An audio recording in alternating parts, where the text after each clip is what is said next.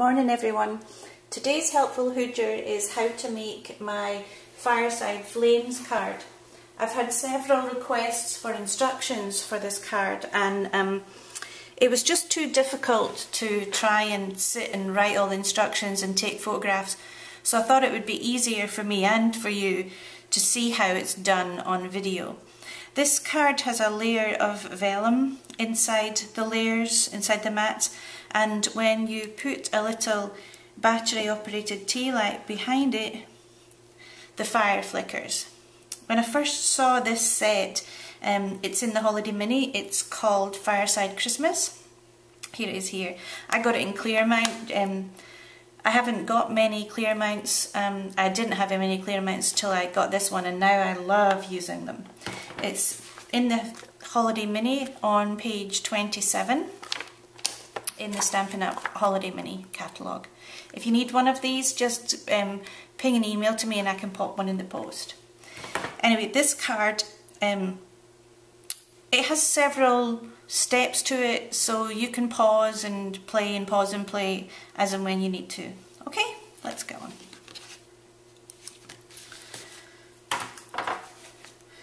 Here are the pieces of cardstock that you need. You need a piece of cherry cobbler, which is 11 by 4 1/4. I've scored this at 5 1/2, which makes it into a regular card size.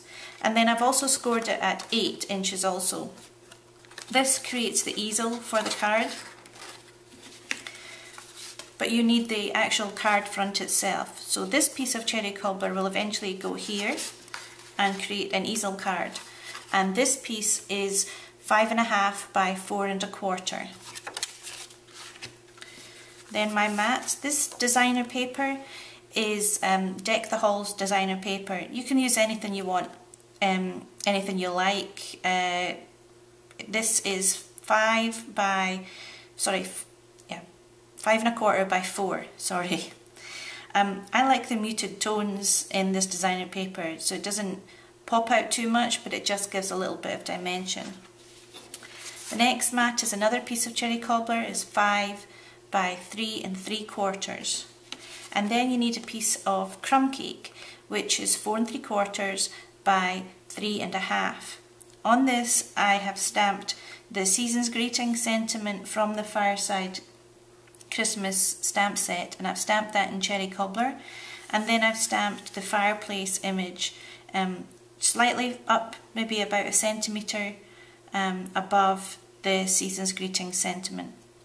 I've coloured this foliage in, this is always artichoke, with a little bit of blender pen. You don't rub the blender pen too much because it will make this cardstock go a bit fuzzy. Then I've popped on a few little red berries and highlighted them with my Uniglow white gel pen, coloured in the candlesticks with with chocolate chip, and then highlighted the candles with the Uniglow pen also. Around the edge of the Fireside image, I've just put a little bit of blender pen of chocolate chip. You're not going to see this image, so I just wanted to make sure the edges were coloured. Okay, let's get on with it then. The first thing you need to do is take your what's going to be the easel. So this is the base of your cardstock, the base of your card, and come to this side where you have the fold.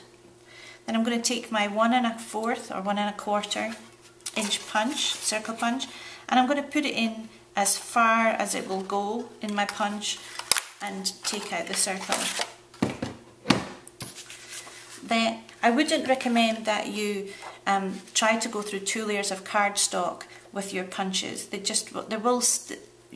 You might get through a couple of times, but then they'll stick. So I like to give myself a template and then just punch one at a time. So this one I am going to stick my designer paper onto my card base.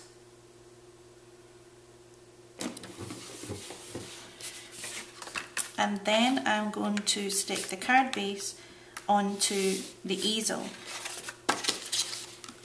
You need to run a piece of snail or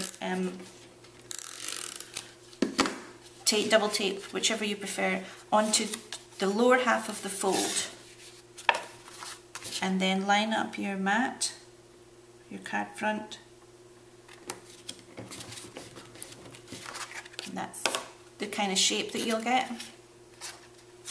Then turn over and you'll be able to see the template, can you see that?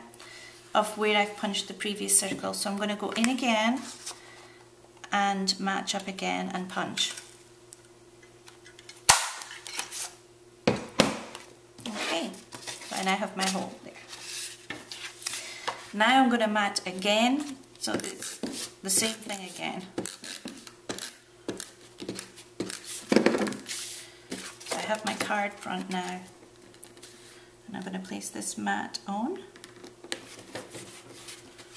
And then turn over and go in and punch again. So you're only ever going through one layer of cardstock at a time.